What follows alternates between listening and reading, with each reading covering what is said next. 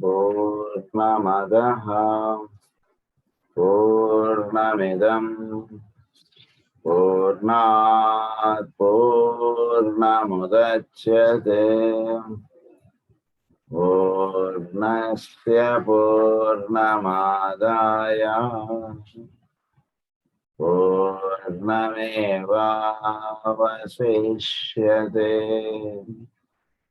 ॐ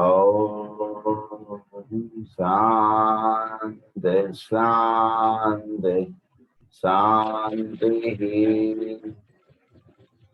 असतो मा सद्गमय तमसो मा ज्योतिर्गमय मृत्योर्मा अमृतंगमय। ॐ शान्ति शान्ति शान्तिः।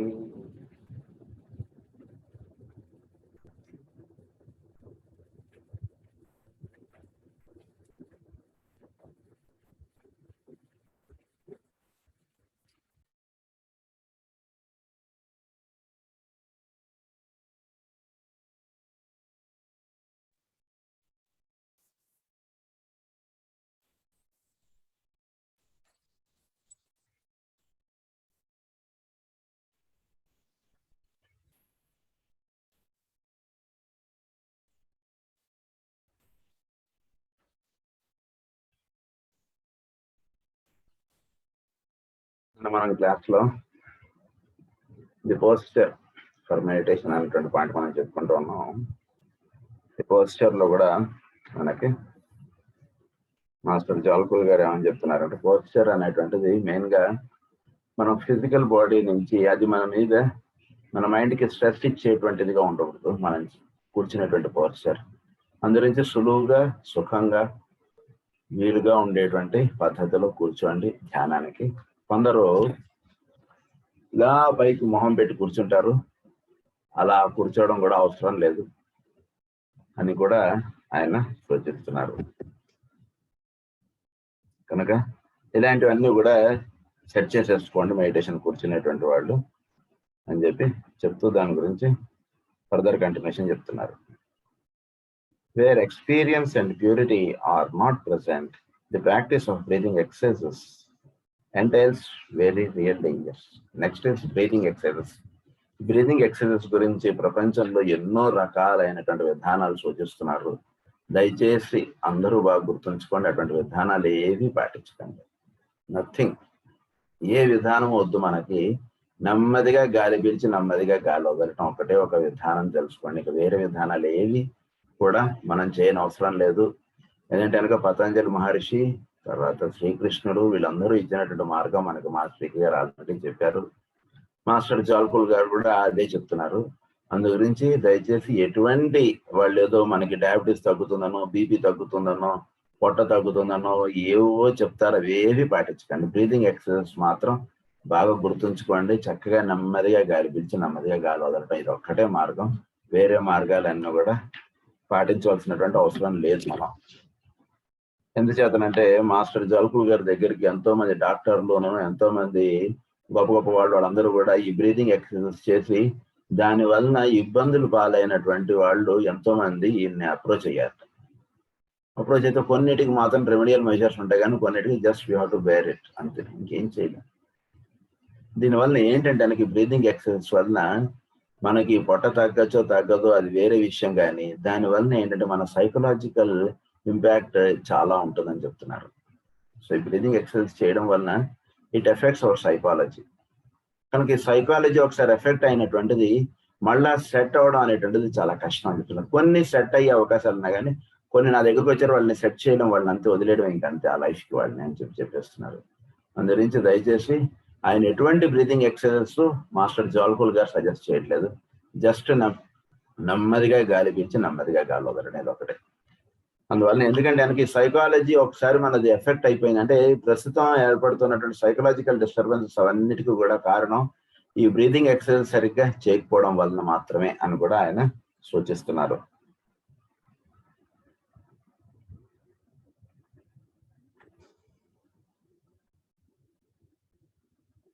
So in the ancient teachings of the East, the control of the breath was only permitted after the first 3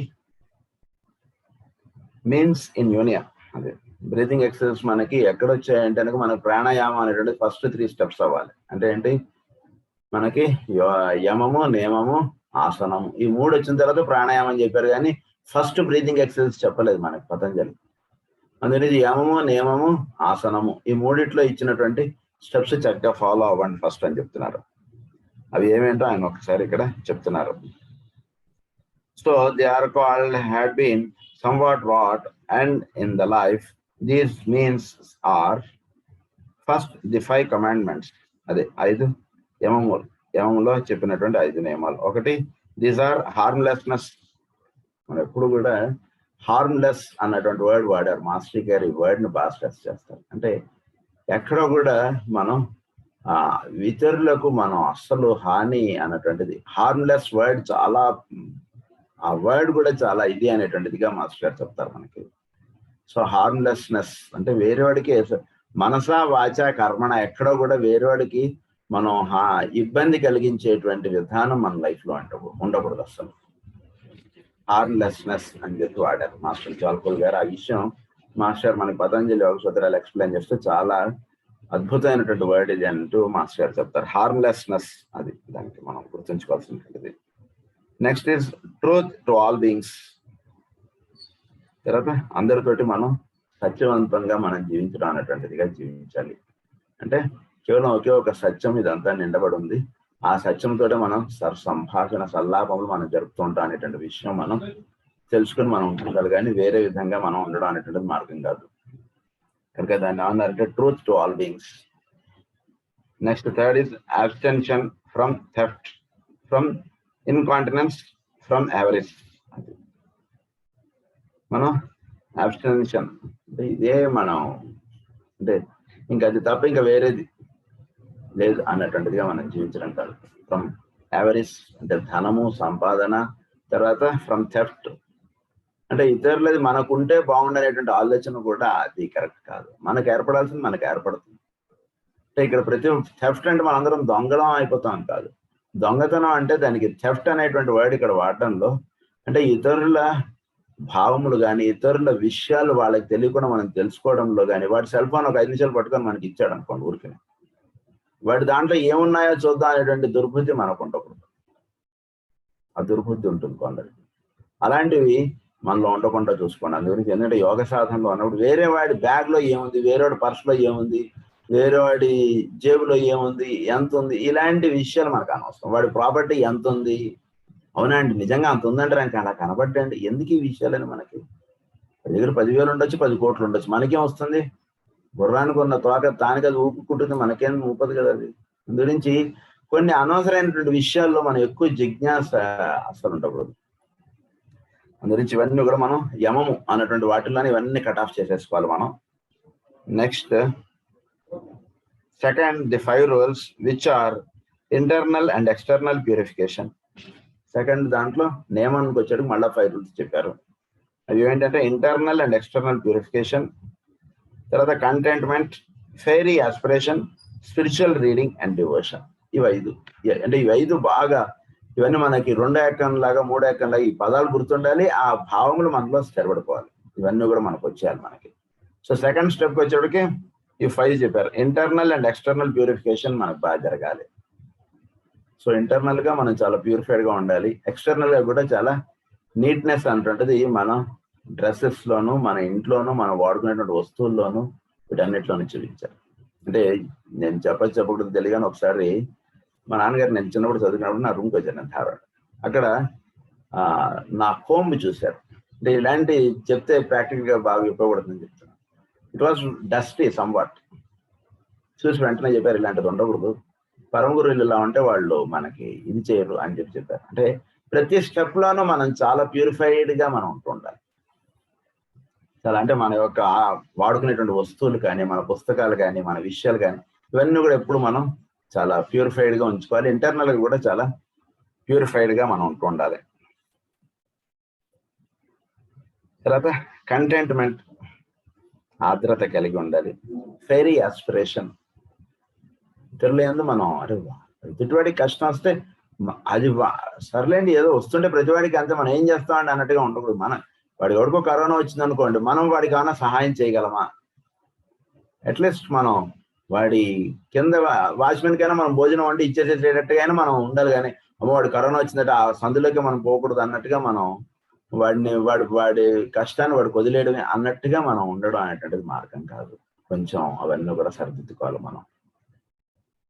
కనుక ఇవన్నీ కూడా మనం సెట్ చేసుకుంటూ మనం వెళ్ళాలన్నమాట. అందు గురించి మన ఇతరులకు మనం కంటెంట్ వాడి గురించి మనం ఏమన్నా మనం చేయగలమా, మనం ఏమన్నా అన్నటువంటిది మనం ఫీల్ అవుతూ ఉండాలి. వేరే వాడిని మన సోదరుడిగా భావించేవన్నీ.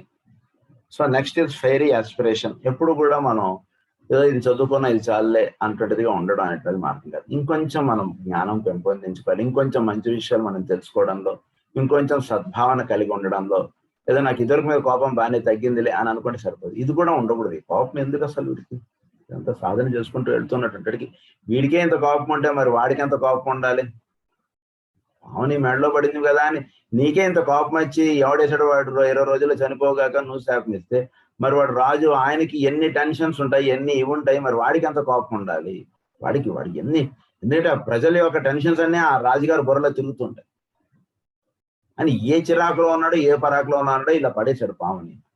అంత మాత్రం నువ్వు అలా శాపమిచ్చేస్తే నువ్వు how far you are fit to do penance అని అంటారు. సో మన కోపం అనేటువంటిది మనకి అంత తగ్గించుకుంటూ రావాలి స్లోగా. అంటే ఇదివరకన్నా నేను బెటర్ అయినానంటే ఇదివరకన్నా బెటర్ ఉంటాయి కదా, ఇది కూడా ఉండకూడదు. ఇప్పుడు ఆ విషయం ఎత్తితే నేను కోపం వచ్చేస్తాను కదా, ఇదివరకన్నా బెటర్ అయినండి అని అనడంలోనే తెలిసిపోతుంది కదా నీకు ఇంకా కోపం ఉంటుందని. కనుక దాన్ని కూడా నెమ్మదిగా ఇలాంటివన్నీ కూడా మనం స్లోగా మన బిహేవియర్ని సెట్ చేసుకుంటూ మనం ముందుకు నడవాలి. మనం ఫెయిరీ ఆస్పిరేషన్, స్పిరిచువల్ రీడింగ్, రోజు కాసేపు సద్గ్రంథ పఠనం అనేటువంటి చేసుకుంటూ ఉండాలి. తెలుసుకున్నటువంటి మంచి విషయాలు 10 మందికి పంచుకుంటూ ఉండడం అనేటువంటి చేసుకుంటూ ఉండాలి. అది అండ్ డివోషన్, చక్కగా భక్తి భావం కలిగి ఉండడం. ఈ 5 కూడా మనకి సెకండ్ సెట్ ఆఫ్ 5 ప్రిన్సిపల్స్ గా ఇచ్చేశారు. నెక్స్ట్ థర్డ్ దాంట్లో చెప్తున్నటువంటిది ఏంటంటే రైట్ వాయిస్. ఇది వాయిస్నెస్ అంటుండే ఉండాలి. When a person is harmless in thought and word and deed, harmless in thought అంటే అసలు థాట్ లో కూడా మనకి హార్మ్లెస్నెస్ అంటుండేది ఉండాలంటే ఎంత మనం సాధన చేయాలో చూడండి. When he is unselfish and knows the meaning of voice, వాడు అన్సెల్ఫిష్ గా ఉండాలి. knows the meaning of voice, వాడికి వాయిస్ అంటే ఏంటో చక్కగా తెలిసి ఉండాలి. Emotional as well as physical posture, then indeed he may practice breathing exercises. అప్పుడు వీడు బ్రీదింగ్ ఎక్సర్సైజ్ ప్రాక్టీస్ చేయడానికి అప్పుడు వాడు ఆరోగ్యుడు అని చెప్తున్నాడు. ప్రాణాయామం ఎక్కడ చెప్పాడు? 4వ స్టెప్లో చెప్పాడు పతంజలి. ఫస్ట్ రాగానే నువ్వు గాలి లోపల బాగా పీల్చుకుని కాసేపు పట్టి ఉంచి తర్వాత 2 సెకండ్లు, ఇలాంటివన్నీ నేను ఫస్ట్ స్టెప్లో చెప్పలేదు. అందు గురించి ఇవన్నీ ఫస్ట్ సెట్ చేసుకోండి. సెట్ చేసుకున్న తర్వాత అప్పుడు రైట్ వాయిస్ అంటున్న స్థితిలోకి వచ్చిన తర్వాత emotional as well as physical posture ఇవన్నీ కూడా సెట్ చేసేసుకోండి. సెట్ చేసేసుకున్న తర్వాత అప్పుడు మీరు బ్రీదింగ్ ప్రాక్టీసెస్ కి కూర్చోండి అంటున్నారు. Under proper instruction and practice them with security. Even then he will only succeed in unifying the vital energies of the body and in becoming a conscious psychic, but this may have its place and purpose if he classes himself as a research experimenter. అంటే ఒక రకంగా research experimenter అంటున్నదిగా మనం అవుతుంటాం. అంటే ఏంటంటే మనలో జరుగుతున్నటువంటి మార్పులు మనకి సరిగ్గా మనం వెళుతున్నటువంటి మార్గం కరెక్టా రాంగా అనేటువంటిది మనకి తెలుస్తూ ముందుకు వెళుతుండాలి. అంతే ఏదో వాళ్ళు చెప్పారు మనం చేసుకుంటూ పోతున్నాం, ఇటు వెళ్ళండి అన్నాడు అనుకున్నాడు. ఎవడో తిరుపతి వెళ్ళాలని అడిగాం అనుకోండి, ఇవన్నీ ఇట్లా ముందు సీదా వెళ్ళిపోండి మీకు వస్తుంది తిరుపతి అంటే, అలా కాదు. మనకు వెళుతున్నప్పుడు దాని మధ్యలో వచ్చేటువంటి స్టేషన్లు ఇవన్నీ కరెక్ట్గా ఉందా లేదా అంటే కరెక్ట్గా ఉన్నాయి అన్నటువంటిది మనకి దర్శనం అవుతూ ఉండాలి. దర్శనం అవుతున్నప్పుడు మనం తిరుపతి వెళుతున్నాం అనేటువంటిది మనకి నిర్ధారణ అవుతుంది. అలా మనకు కూడా మనకి ఇవన్నీ తెలుస్తూ ఉండాలని చెప్తున్నారు. రీసెర్చ్ ఎక్స్పెరిమెంటర్ అన్నారు. Failure to confirm in the necessary preliminary steps has landed many a worthy investigator to trouble. It is dangerous for an emotional and weak person to take breathing exercises in order to hasten development. Emotional and weak person. చాలా ఎమోషనల్గా డిస్టర్బెన్స్గా ఉంటున్నటువంటి వాడు, అలాగే ఒంట్లో సరైనటువంటి శక్తి సామర్థ్యము లేనటువంటి వాడు బ్రీతింగ్ ఎక్సర్సైజ్కి వెళ్ళకండి. అప్పుడే ఫస్ట్ ఇవన్నీ కూడా సెట్ చేసుకోండి అని చెప్తున్నారు. అంటే ఇందాక చెప్పినటువంటి 5+5 10, 10+1 దట్ ఈస్ రైట్ పాజిటివ్. ఈ 11 స్టెప్స్ వీళ్ళు చక్కగా ప్రాక్టీస్ చేసుకున్న తర్వాత అప్పుడు బ్రీతింగ్ ఎక్సర్సైజ్కి రండి అని చెప్తున్నారు. కానీ డైరెక్ట్గా బ్రీతింగ్ ఎక్సర్సైజ్ జోలికి పోకండి అంటున్నారు ఈయన. In order to hasten development, and any teacher who seeks to teach these exercises to large groups, as is frequently done, is laying up trouble for himself and his followers. కనుక ఈ breathing exercises ఒక 100 ఇలా teach చేసేసుకుంటూ వెళ్ళిపోవడం చేత ఆయనకి ఇబ్బందులు పడుతున్నాడు, ఆ పాటించినటువంటి వాళ్ళు ఇబ్బందులు పడతారు. ఫస్ట్ వాడికి ఎలా జీవించాలో చెప్పండి. ధనం చేతికి ఇచ్చేస్తే సరిపోదు కదా. వాడి చదువు అయింది, చదువుగానే వాడి చేతిలో ధనం పెట్టేస్తే వాడి ధనాన్ని ఎలా వాడుకోవాలో తెలియదు వాడికి. చిన్నప్పటి నుంచి కూడా మనీని ఎలా వాడాలో టీచ్ చేయండి అని చెప్పి చెప్తారు పరమ గురువు. అంటే రైట్ యూజ్ ఆఫ్ మనీ అనేటువంటిది చిన్న పిల్లవాడిగా ఉన్నప్పటి నుంచి వాడికి మనం అలవాటు చేయాలి. మీరు పెద్ద అయిన తర్వాత రాదు. పెద్ద అయిన తర్వాత వాడు సంపాదనలో పడిపోయిన తర్వాత వాడు అసలు వినడు మన మాట. మరి చిన్నప్పటి నుంచి ధనాన్ని ఎలా వాడాలనేటువంటిది పిల్లలకి మనం నేర్పించాలి ఎప్పుడు కూడా. అది కూడా టీచింగ్లో ఒక పార్ట్గా వాడికి నేర్పించాలన్నమాట వాడికి. అందు గురించి వాడికి ఇవన్నీ కూడా మనం టీచ్ చేసుకుంటూ వస్తుంటే అప్పుడు వాడికి రైట్ యూజ్ ఆఫ్ థింగ్స్ అనేటువంటిది వాడికి చక్కగా తెలుస్తుంది.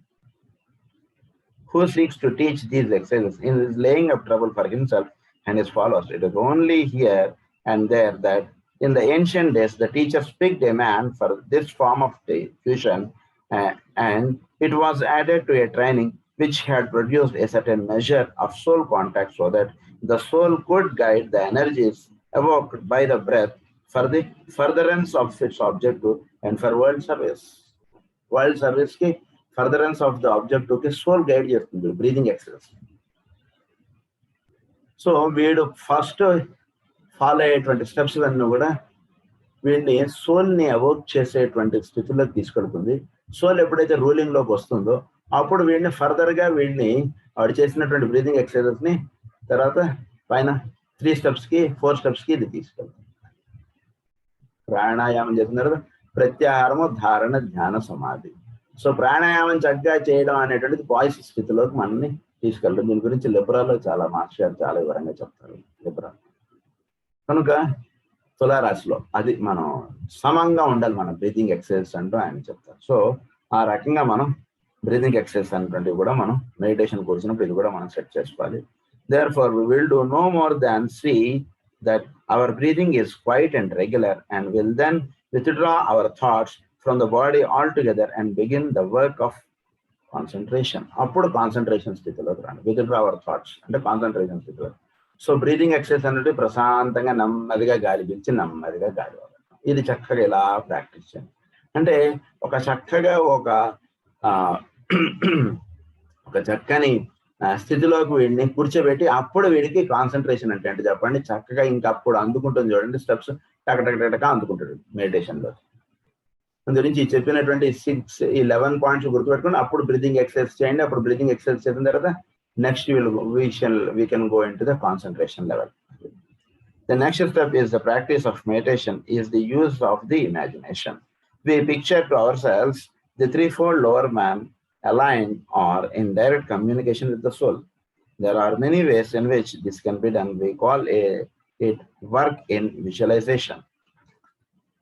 It would seem that visualization, imagination, and will are 3 very important factors in all creative process. Visualization, imagination, తర్వాత విల్, ఇవన్నీ కూడా అక్కడ వస్తాయి మనకి. చక్కగా వీడు ఎప్పుడైతే ఈ సమాన స్టేట్ ఆఫ్ ఎగ్జిస్టెన్స్ లో వస్తాడో అప్పుడు వీడు విజువలైజేషన్, ఇమాజినేషన్, తర్వాత విల్ ఆస్పెక్ట్ వీటిల్లోకి దిగుతారు. ఇంకా అంటే ఏంటంటే ఆయనకి ఇమాజినేషన్ అంటే వీడు ఒకటి దాన్ని మనకు కొంతవరకు అంటే దీంట్లోనే మనకు కొంత సీడ్ థాట్ గా మనకు ఎక్స్ప్లెయిన్ చేశారు మెడిటేషన్ విత్ సీడ్ అనేటువంటి టాపిక్ గా. సో ఇమాజినేషన్ అంటే శ్రీరాముడు అటువంటి దాంతో వీడు స్టార్ట్ చేసుకుంటాడు meditation.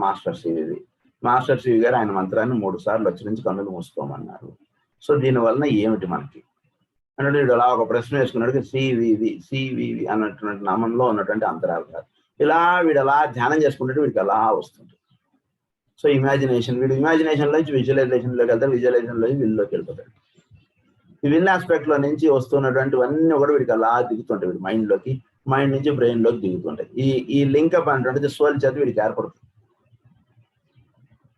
So at the beginning, visualization is mostly a matter of experimental faith.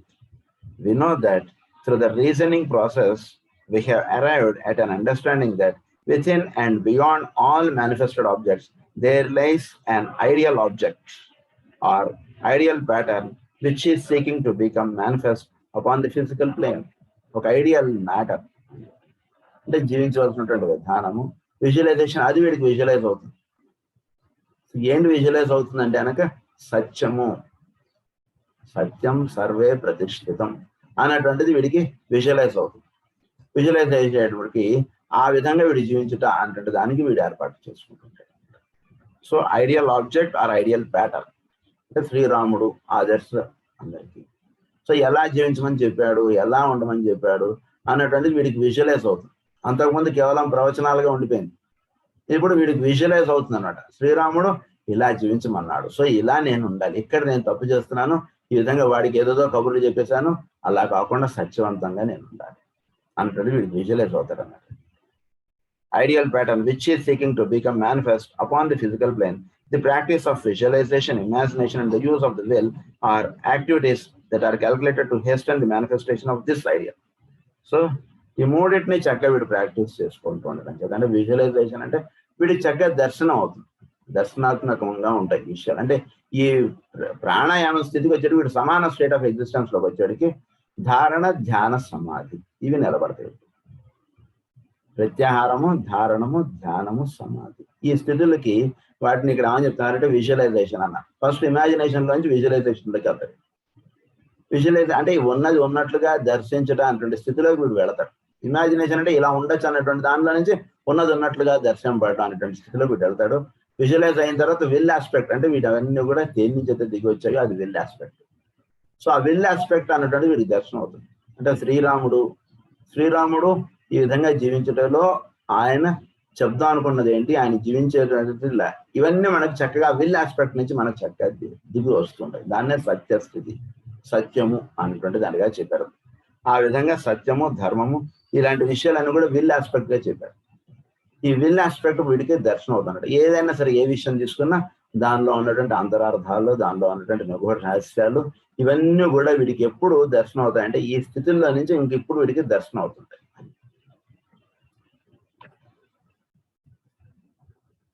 When we visualize, we use our highest conception of what that ideal might be, clothed in some sort of material, usually mental, because we are not in a position to be able to conceive of higher forms or types of substance with which to envelop our images. When we visualize, ఇది visualise అయింది అనుకోండి. భారతం లేదా శ్రీకృష్ణుడిది యొక్క life mastery care visualise అయిపోయింది.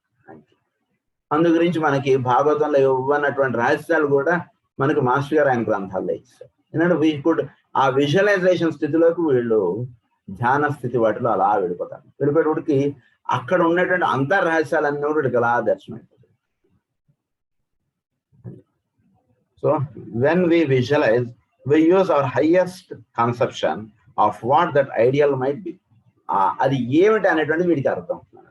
ఇలా చేసాడని మామూలుగా మనం రాసుకుంటాం, అలా చేయడంలో గల అంతరార్థాలు ఏమిటి అనేటువంటిది వీడికి చక్కగా దర్శనం. మనకి చక్కగా మందరజాలం, పురుషమేళం చదివినానికి శ్రీకృష్ణుడు మైత్రేయుల వారిని ఎందుకు జగద్గురువుగా ఎంచుకున్నారు అనేటువంటి విషయం మనకు చక్కగా అర్థమవుతుంది. అది చదువుకోకపోతే మామూలుగా ఏదో భాగవతం చదువుకుంటే అంత అర్థమయ్యేటువంటి కొంచెం కష్టం. ఇది చదువుకున్నట్టుకి చక్కగా బోధపడతాయి. అది అన్నమాట విజువలైజ్ అవుతుంది. అది ideal might be he cloth in some sort of material, usually mental. వీడు he cloth in some sort of material అంటే వీడి యొక్క మైండ్ తోటి దాన్ని తెలుసుకోవడం వేరు, ఉన్నది ఉన్నట్లుగా దర్శింపడం వేరు, కొంచెం తేడా ఉంటుంది. దాన్ని కొంత అంటే ఆ విల్ ఆస్పెక్ట్ లోకి వీడు వెళ్ళేవాడికి ఉన్నది ఉన్నట్లుగా వీడికి దర్శనం అయిపోతుంది. ఉన్నది ఉన్నట్లుగా దర్శనం అయిపోయినటువంటిది దానికి వీడి యొక్క మెంటల్ మ్యాటర్ తోటి దాన్ని ఒక కన్సెప్షన్ తయారు చేసుకుంటాడు. అది అన్నట్టు విల్ ఆస్పెక్ట్ లో దర్శనం అయినటువంటి దానికి వీడు it is cloth with the mental matter అన్నట్టు. అంటే ఈ మెంటల్ మ్యాటర్ తోటి వీడు దాన్ని అర్థం చేసుకోవడానికి చూస్తాడు. అంటే మెంటల్ మ్యాటర్ కన్నా బియాండ్ గా విల్ ఆస్పెక్ట్ గా ఉన్నటువంటి వాడికి బోధపడినటువంటి విషయం గారు. అందు గురించి గ్రంథం చదువుకుంటూ ఉన్నప్పుడు మనకి మాస్టర్ గారు చెప్పినటువంటిది ఏమిటంటే, ఏ గ్రంథం అయినా సరే మీరు చదువుకుంటున్నప్పుడు మాస్టర్ గారి గ్రంథం చదువుకుంటున్నాం ఉదాహరణకి, ఆయన ఫోటో పెట్టుకొని ఆయన ఫోటో దగ్గర 2 అగరబత్తులు పెట్టుకోండి, చక్కగా వెలిగించుకుని కూర్చొని ఇలాంటి పురుష మేధం ఇలాంటి మందరజాలం చదువుకుంటుంటే మీరు మెంటల్ మ్యాటర్ తోటి అది క్లాత్ అవ్వడంగా కాకుండా, అంటే మన యొక్క మెంటల్ మ్యాటర్ తోటి మాస్టర్ గారు చెప్పినటువంటి విషయం బోధపడటం ఒకటి, అలా కాకుండా ఆ గ్రంథకర్త ఇస్తున్నటువంటి విషయం డైరెక్ట్ గా విల్ ఆస్పెక్ట్ లో ఉంటుంది. ఆ స్థితిలోకి మనం వెళ్ళి దాన్ని దర్శించుకోవడం వేరు. రెండింటికి చాలా తేడా ఉంటుంది. అందుగురించి అదే విషయాలు వేరే వాళ్ళు మహానుభావులు వాళ్ళు చదివి చెప్పినటువంటిది మనం ఇండివిజువల్ గా చదువుకున్నటువంటి దాంట్లోకి కొంచెం మనం అవునా ఇక్కడ ఇలా మాస్టర్ గారు ఇలా రాయడంలో ఉన్నటువంటి అంతరార్థం ఇదా అంటే మనకు అప్పుడు అర్థమవుతుంది ఒకసారి. సో అందు గురించి ఇది చెప్తున్నారు. When we make a mental picture, the mental substance of our mind sets up a certain rate of vibration which attracts to itself a corresponding grade of mental substance, which corresponds to the grade of mental substance. Then is just in which the mind is immersed. In which the mind is immersed. It is the will which holds this image steady and which gives it life. So mental matter తోటిగా కాకుండా will aspect తోటి మనం దర్శించుకోవడానికి చేసినప్పుడు అక్కడ ఉన్నది ఉన్నట్లుగా చూచుట అటువంటిది శ్రీకృష్ణుడు అన్నటువంటి పదాలకు మనకి బోధపడుతుంది అన్నమాట. అది సో అందు గురించి విల్ ఆస్పెక్ట్ గా తెలుసుకోవడం అన్నటువంటిదిగా చెప్తున్నారు. అంటే మైండ్ తోటి అండర్స్టాండ్ చేసుకోవడంగా కాకుండా మైండ్ ని కాసేపు అది స్టడీగా ఉండేట్టుగా అది అలా పెట్టేసేసుకుని మీరు చదువుకుంటున్నటువంటి అంతర్హాస్యాల్లోకి అలా విడిపోను అంతే. అంటే చాలా చక్కగా ప్రశాంతంగా కూర్చొని చదువుకుంటే మైండ్ ఒక స్థితిలో గడిపి అక్కడ ఆగిపోతుంది. అంటే కృష్ణుడు అంటే నెమలి పించం ఇలా వీటిలో కాకుండా అది శ్రీకృష్ణుడు అంటే ఒక అంటే వీడు మైండ్ నుంచి వీడు విల్ ఆస్పెక్ట్ లోకి వీడు వెళ్ళిపోతాడు. అంటే ఒక సినిమా చూస్తూ ఉన్నప్పుడు ఉదాహరణకి మన ఆ సినిమాను మనం ఒకటైపోయి వాడి హీరో పలానా పేరు, పలానా ఊరు, పలానా వారు, డైరెక్టర్, ఇవన్నీ మన కలియడం మనకు అవన్నీ వెళ్ళిపోతాయి మన దృష్టిలో. ఆ సినిమా కళ్ళలోకి అలా లీనం అయిపోతాం అంతే.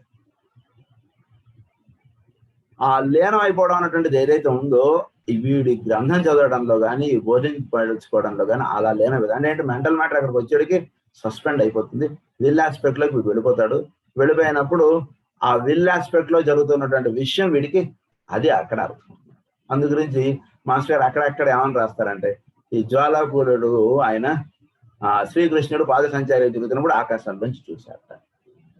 చూసినప్పుడు ఆకాశంలో నారదుల వారు ఆయన 3 పదాలు ఉచ్చరించారు.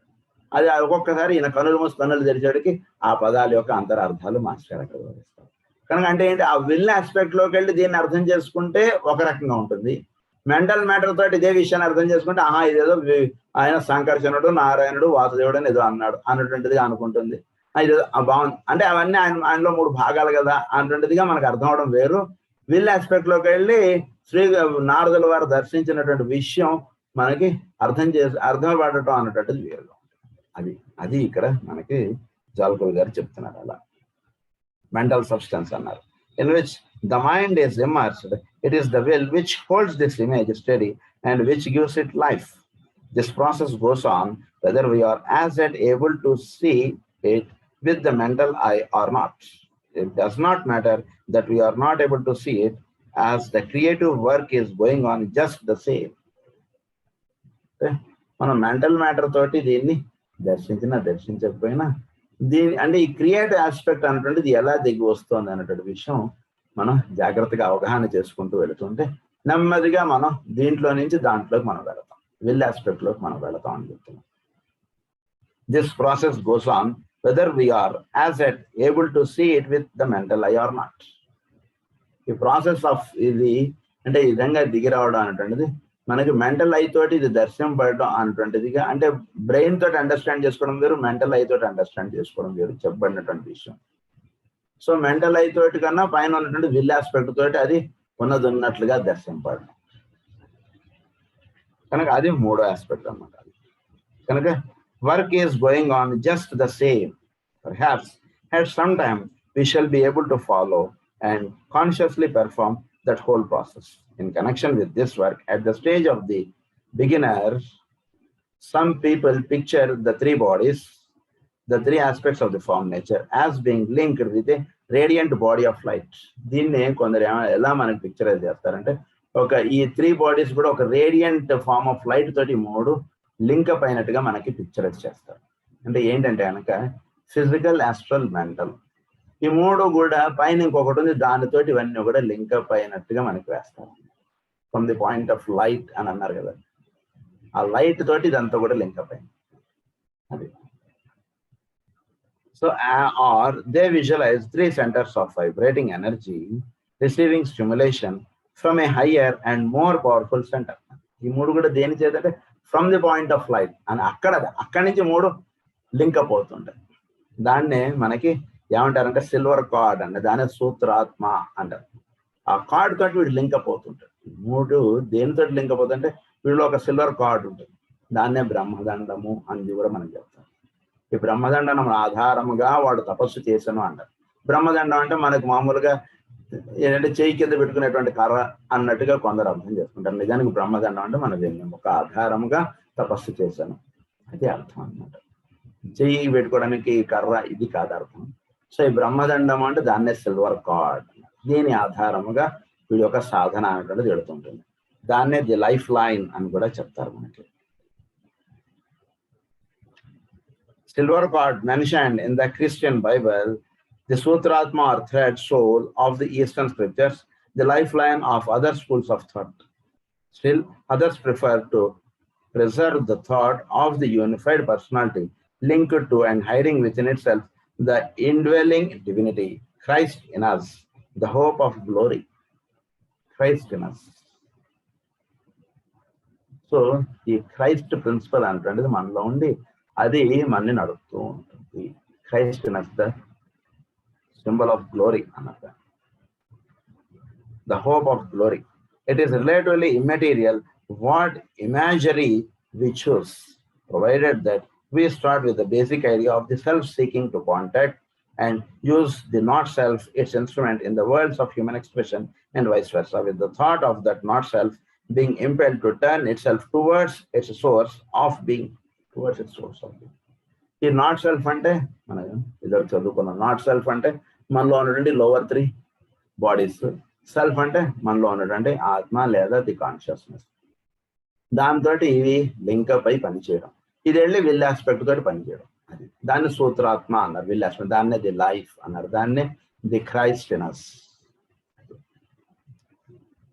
సో వాటితోటి ఇవన్నీ కూడా లింకప్ అయ్యి చక్కగా జీవితం అనేటువంటిది మనకి చక్కగా ఆనందమయంగా వెళుతూ ఉండాలి. అది ఇక్కడ మనకి చెప్తున్నారు. Thus through the use of the imagination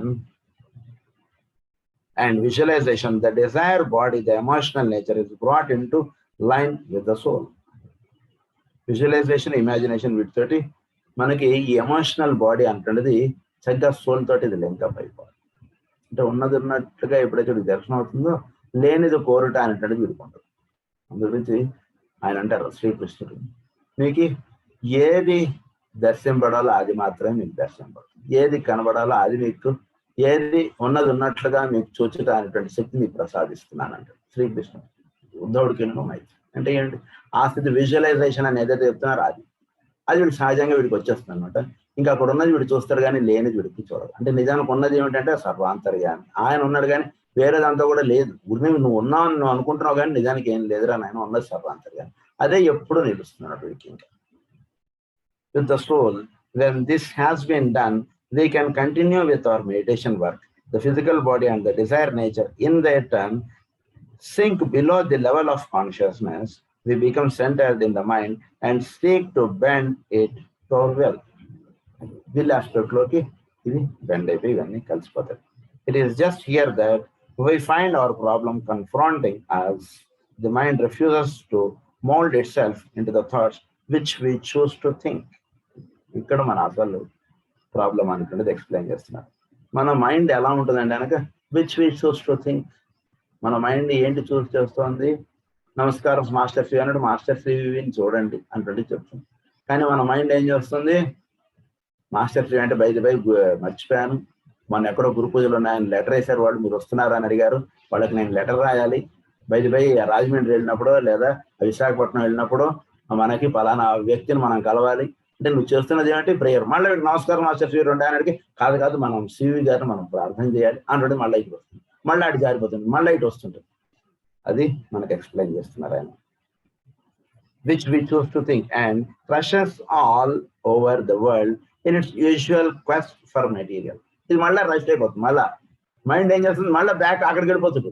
master CV అనగానే మళ్ళీ వెనక్కి వెళ్ళిపోతుంది. మాస్టర్ సివి గారి మీద దృష్టి నిలబడకుండా మళ్ళీ అటు వెళ్ళిపోతుంటుంది. We think of what we are doing to do that day instead of thinking upon our sweet thought. ఈరోజు మనం ఏం చేయాలి, ఎవరిని కలవాలి, ప్రేయర్ అయ్యాక ఏం పనులు చేయాలి, క్లాస్ అయ్యాక ఏం చేయాలి, ఇలా బుర్ర వెళ్ళిపోతుంటుంది. మళ్ళా మన సీడ్ థాట్ ఏంటో మళ్ళీ నమస్కారం మాస్టర్ సివి, మూడోసారి అయినా మనకి మనసు నిలబడుతుందని 3 సార్లు చెప్పారు అనుకుంటా. మళ్ళా ఇటు నమస్కారం మాస్టర్ సివి అని మళ్ళీ మాస్టర్ సివి అని ఇలా మళ్ళీ వెళ్ళిపోతుంది. సో ఇలాంటివన్నీ కూడా జరుగుతుంటాయి. We remember someone we must manage to see or some line of action which calls for attention. We begin to think of someone we love and immediately we drop back into the world of the emotions and have all our work to do over again. మళ్ళా బుర్రలా ఆడిపోతుంది పనులలోకి, ఆ పని చేయాలి ఈ పని చేయాలి. అరే prayer కూర్చున్నాను నాయన, మనం ప్రేయర్లో మాస్టర్ సివి అని చెప్పుకున్నాం, మళ్ళీ అటు వెళ్ళిపోతుంది ఏంటి మనసు, ఇలా మన మనసు వెళ్ళిపోతుంది అని ఆయన చక్కగా ఇదంతా ఎక్స్ప్లెయిన్ చేసుకుంటూ వస్తున్నాం. అంటే జనరల్ గా ప్రాక్టీస్ చేస్తున్నటువంటి వాళ్ళకి కలిగేటువంటి కష్టములు ఏంటి అనేటువంటిది ఆయన ఎక్స్ప్లెయిన్ చేసుకుంటూ వస్తున్నారు. సో ఈ రకంగా జరుగుతూ ఉంటుంది. We are back in the world of mental reactions and our chosen line of thought is forgotten. మనం దేనికి కూర్చున్నా ఇక్కడ ప్రేయర్ కూర్చున్నా అది మర్చిపోతామా, అది జరుగుతుంటుందని చెప్తున్నారు. Again we recollect our scattered ideas and recommence our labor of reducing the wayward mind to submission. మళ్ళా mind తీసుకొచ్చి నమస్కారం మాస్టర్ అనగా ఆయన పాదాలు నమస్కరించుకోవడం ఇవి చేస్తుంటాం. మళ్ళా మనం ఇది చెప్తున్నారు. Our scattered attention, we do not dream how scattered until we begin to concentrate. Until from the practice of concentration, a new fairness and fixity dawns in the midst of the seething ineffectiveness of personal life. It is our earlier attempts at meditation. We jumped over some commonplace instructions as choosing the subject and holding the mind closely and faithfully to it. We rushed past all that passion for ecstasy, for initiation, for means by which we could shine and laud it over others. మనం ఏం చేస్తుంటాం, మనం అనేక విషయాలు ఇవన్నీ మన బుర్రలో తిరిగిపోవడం, వీటి గురించి మళ్ళా మనం ప్రజెంట్లోకి మనం చేస్తున్నటువంటి ప్రేయర్లోకి వీటికి వస్తుండడం, మళ్ళీ బ్యాక్ వెళ్ళిపోతుంటాం.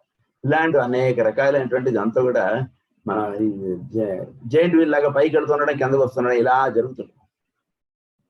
అయితే దీంట్లో మనకు అందు గురించి మనకేం చెప్పారంటే, మొట్టమొదటి మనం యమము అంటుండేది సాధన చేసుకోండి, నియమం సాధన చేసుకోండి, ఆసనం సాధన చేసుకోండి. అసలు రైట్ వాయిస్ అంటే ఏంటి, సుఖము శాంతి అంటే ఏంటి అన్నటువంటి విషయాలు వీడికి చక్కగా వీడికి బోధపడ్డాయి అనుకోండి. అప్పుడు వీడు ధ్యానాన్ని కూర్చున్నాడు అనుకోండి, ధ్యానం అలా వీడు ఎంతసేపు కూర్చున్నాడు అంతసేపు అలా స్టేబుల్గా వీడికి ఉంటుంది ధ్యానం. లేకపోతే ఏమైపోతామంటే ఇవేవి తెలియకుండా డైరెక్ట్ గా వీడికి అంటే ఎంట్రన్స్ ఎగ్జామ్ లేకుండా వీడికి డైరెక్ట్ గా క్లాస్ లో వీడికి రికమెండేషన్ తో వీడు వచ్చేసాడు అనుకోండి. వీడి టీచర్ చెప్పేటువంటి హయ్యర్ టెర్మినాలజీ వీడికి బోధపడదు. దానివల్ల ఏమవుతాడు, వీడు అంత క్లాస్లో వీడిని కూర్చోబెట్టినా వీడు ఆ క్లాస్లో ఉండగలిగేటువంటి శక్తి సామర్థ్యం వీడు సంపాదించుకొని వాడైపోతాడు. అందుగురించి మనం ఎప్పుడు కూడా నిత్య జీవితంలో యమము, నియమము, ఆసనము ఇవి చక్కగా సాధన చేసేసుకోవాలి లైఫ్లో. అప్పుడు మనం ప్రాణాయామము, ప్రత్యాహారము, ధారణము, ధ్యానము, సమాధి ఇవి సో మనకి ఇచ్చినటువంటి స్టెప్స్. అందు గురించి closely and faithfully to it we rushed past all that passion for ecstasy, for initiation, for means by which we could shine and laud it over others. We were permitted to pasture up in the boggy meadows of emotion, calling them the bright fields of spirit. We were permitted to we think, until in the pinch of lack or the drop of importance, the breathtaking uncertainties and instabilities of our groundwork were shone up. So ఈ ground work అంటుండేది సరిగ్గా లేకపోవడానికి వీడు ఎన్ని రోజులు prayer చేసినా సరే వీడు జారిపోవడం అంటుండే జరుగుతుంటుంది. అందు గురించి వీడు చక్కగా ఈ గ్రౌండ్ వర్క్ అంటుండే చక్కగా చేసుకుని వీడు కూర్చుంటే చక్కగా వీడికి ఇవన్నీ కూడా చక్కగా నిలబడతాయి. Our concentration are breathless at first from the very effort we put into them. This rigidity fends off the results we seek for a time, but with practice we become skillful of length in holding a mental one pointed with a kind of effortless content which may safely be empowered. మనం అంటే ఈ చెప్పబడినటువంటి విషయము, ఈ బోధపడేటువంటి విషయం ఇదంతా కూడా మనం ఏంటంటే ఇది సేఫ్ గా ఎంపవర్ ఎప్పుడవుతుందండి అనగా ఈ వెళ్ళవలసినటువంటి మార్గంలో వీడు వెళుతున్నప్పుడు చక్కగా వీడు ఎంతసేపు మనసు అక్కడ కూర్చోమంటే అంతసేపు అలా కూర్చుంటుంది, ఎంతసేపు వినమంటే అంతసేపు వింటుంది, ఎంతసేపు ఈ కన్నుని చూడు అంటే అంతసేపు అలా చూస్తుంది. సో దీనికి సరైనటువంటి స్టెప్స్ అంటే చిన్నప్పటి నుంచి ఏబిసిడీలు రాయించుకుంటూ, పదాలు రాయించుకుంటూ, సెంటెన్సెస్ రాయించుకుంటూ, పారాగ్రాఫ్లు రాయించుకుంటూ వీడిని తీసుకొస్తే చక్కగా ఈ వీడు పారాగ్రాఫ్లు రాసేస్తాడు, ఎస్సేలు రాసేస్తాడు, ఏవైనా చేసేయగలడు. ఏబిసిడీలు చక్కగా నేర్పించకుండా, పదాలు చక్కగా నేర్పించకుండా డైరెక్ట్ ఎస్సే ఆన్సర్లు రాయించడం వీడిని కూర్చోబెట్టాం అనుకోండి, ఇబ్బందులు పాలవుతుంది. అది ఇక్కడ చెప్తున్నారు. Here is this condition of empowering reached by following a form of outline in our meditation work, which automatically sets a ring pass knot around the mind and which says to the mind, thus far shall thou go and no further. So దీనికి ఒక ring pass not ఈ mind అంటే దీనికి beyond గా ఈ mind ఇంక వెళ్ళదు. ఈ రింగ్ పాస్ నాట్ అంటే దీనికి మైండ్ కి మనం ఒక చక్కని మెడిటేషన్ ఉంటుంది చెప్పారు. ఈ మెడిటేషన్ ఉంటుంది చేస్తే దీన్ని దాటి ఇంకా అది పోలేదండి అంటే మనం చెప్పేటువంటి ఆలోచనలు ఇవన్నీ మరి ఎలా సార్ ఇవన్నీ అంటే ఏవి కాదు సార్, ఈ మెడిటేషన్ ఇందులో చెప్పానండి, ఈ పద్ధతిలో మీరు మైండ్ని చక్కగా మీరు కూర్చోబెట్టేస్తే చాలు, ఇంక దాటి మైండ్ ఇంక వేరే చోటికి పోలేదండి అంటున్నారు. అంటే ఒక చక్కని విధానం అనేటువంటిది మనం అవలంబించుకోవడం చక్కగా చేస్తుంటే మనసుకి ఏ ఆలోచనలు వచ్చినా దీని గురించి చక్కగా నాన్నగారు కోతి మంత్రం అనేటువంటి డ్రామా ఒకటి రాస్తారు, అదంతా మనం ఇంకోసారి చెప్పుకోవచ్చు. చక్కగా మనస్సు అనేటువంటిది మనం క్రితంసారి జన్మదిన వేడుకల్లో, నాన్నగారి జన్మదిన వేడుకల్లో మనం అది ప్రదర్శించింది. సో ఈ కోతి మంత్రం అనేటువంటి డ్రామాలో మన చక్కగా వీడు మనసు అనేటువంటిది కోతి వెంట పడకుండా వాడు చక్కగా ధ్యానంలో ఎలా కూర్చోవచ్చు అనేటువంటి విషయాన్ని అక్కడ చక్కగా ఎక్స్ప్లెయిన్ చేస్తారు. సో అలా మనకు అక్కర్లేనటువంటి ఆలోచనలు ఇవన్నీ కూడా వాటిని అన్నిటినీ దాటుకుని చక్కగా మనం ప్రశాంతంగా హాయిగా ఉండగలిగేటువంటి విధానానికి ఒక మెడిటేషన్ ప్రాసెస్ అనేటువంటిది ఇస్తున్నాను. ఇది చక్కగా చూడండి. దీని విధంగా ఉంటుంటే మీ మనసు అక్కడిక్కడికి పోదని చెప్తున్నారు. వి deliberately and with intelligent intent sets the limits of our mental activity in such a form that we are forced to recognize when we stray beyond those limits. Set the limits of our mental activity in such a form that we are forced to recognize. So ఇది beyond limits గా ఇంకా ఇది వెళ్ళడం అనేటువంటిది ఉండదు. అంటే మనస్సుకి చక్కగా ఒక విధానం అనేటువంటిది ఇచ్చేటప్పటికి అది దాని విధానంలో ఆ ప్రాంతంలోనే మైండ్ చక్కగా ఉంటుంటుంది. కానీ అంటే దీనికి బౌండరీస్ అంటే దీనికి చక్కగా బౌండరీస్ ఫిక్స్ చేయాలి. అటు వెళ్ళొద్దు అంటే మైండ్ అటే వెళుతుంది, అటు వెళ్ళొద్దు అని చెప్పడంగా కాకుండా ఏ విధంగా దీనికి బౌండరీస్ ఫిక్స్ చేసుకోవాలో ఆ విధానం అనేటువంటిది ఇచ్చారు. అప్పుడు మనసు అక్కడే ఉంటుంది కానీ ఇంకో చోటికి పోతుంది. The following of a form in meditation is necessary usually for several years unless one has had previous practice, and usually even those who have arrived at the stage of contemplation test themselves out quite often by the use of the form in order to make sure that they are not dropping back into a negative emotional present state. So దీనికి ఒక చక్కని సాధన అనేటువంటిది ఇచ్చారు ఆయన. ఇది చక్కగా చేసుకుంటుంటే వీడు మళ్ళా బ్యాక్ ఎమోషనల్ నేచర్లోకి వీడు పడిపోడు.